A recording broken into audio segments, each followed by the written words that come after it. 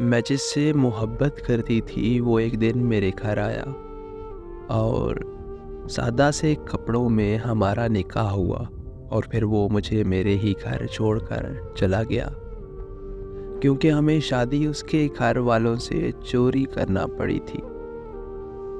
वो हफ्ते में 2-3 दिन मुझसे मिलने आता था। तब मुझे लगता था कि एक दिन वो मुझे अपने घर ले जाएगा और सब ठीक हो जाएगा, मगर ऐसा शायद किस्मत में ही नहीं था। जिस दिन मैं ऑपरेशन थिएटर में उसके बच्चे को पैदा कर रही थी, उसी दिन वो बारात लेकर दूसरी शादी करने गया हुआ था। वो दिन मेरे लिए मेरी ज़िंदगी का सबसे दर्दनाक दिन था। मैंने किस्मत का लिखा समझकर उसकी दूसरी शादी भी कबूल कर ली। मेरी माँ मेरी बहुत टेंशन लेती थी और फिर एक दिन वो भी मुझे छोड़कर बाबा के पास चली गई। उस दिन मेरा इस दुनिया में कोई नहीं रहा। आज मैं अपने 2 बच्चों के साथ घर में अकेली रहती हूँ और दिन रात अपने शौहर की राह तकती रहती हूँ। वो अपनी मर्ज़ी से आता है और मिलकर चला जाता है।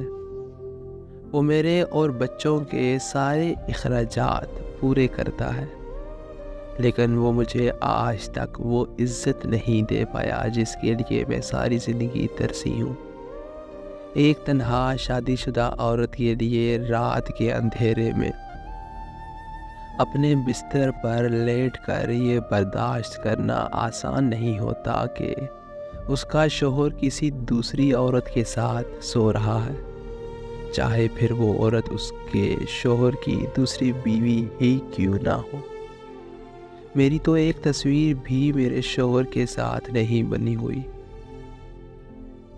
मैं जब किसी शादीशुदा औरत को उसके शौहर के साथ बाहर घूमते हुए देखती हूँ तो सोचती हूँ कि काश मैं भी अपने शौहर के साथ ऐसे ही घूम फिर सकती। मेरी ज़िंदगी की कहानी कभी नहीं बदली। पहले मैं बाप की मोहब्बत को तरसती रही और अब शौहर की मोहब्बत को तरसती हूँ। मेरी ज़िंदगी ऐसी हो गई है कि ना मैं जी सकती हूँ और ना ही मर सकती हूँ।